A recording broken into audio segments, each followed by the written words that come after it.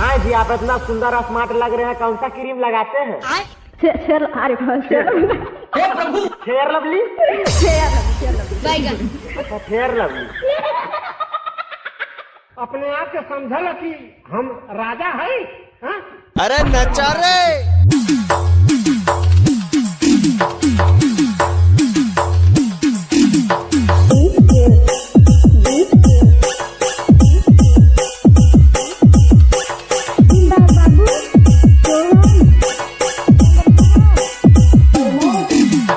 Tata Dohar, Tongari Road. I love you। तुम पागल हो क्या? मैं शादीशुदा हूँ, मेरा पति है और ऑफिस में मेरा एक बॉयफ्रेंड भी है।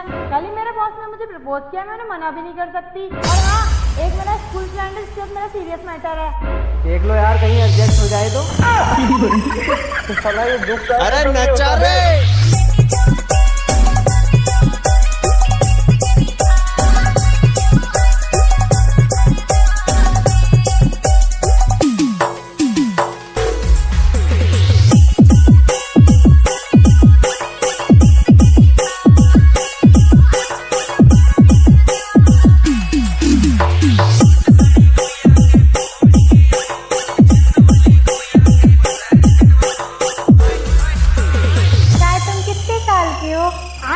हम 20 साल थे, तू कई साल खाऊ?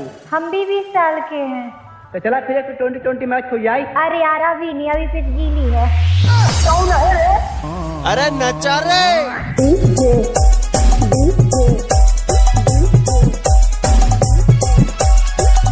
बाबू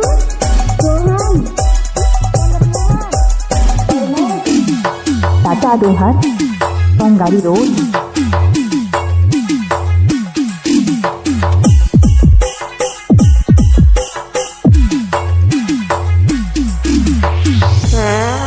भैया एक बात कह बुरा मन बा। नहीं बोला। ठंडी में अगर ऐसा नाग मिल जाए, मेहरारू और माले जरूरत नहीं पड़े, तो कई चप्पल कहीं मारा। लाड़ चाटे भी दे, जोन मजा मेहरारू देखे हुआ आग दे, मारत गाड़ मार ले।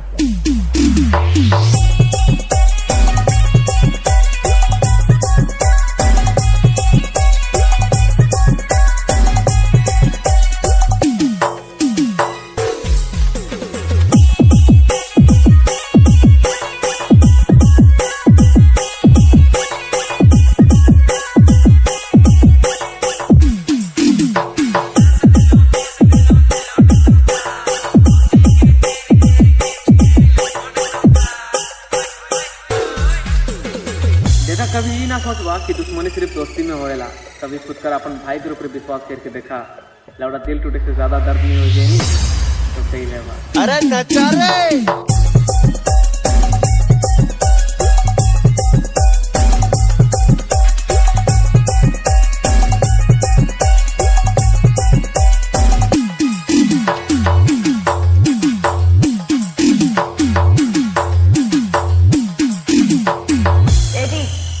केहू से प्यार करेंगे तो हम आज ही इसी वक्त तोरा के छोड़ के चल जाए। केकरा से? दिलदार बाबू हर केहू प्यार करेंगे।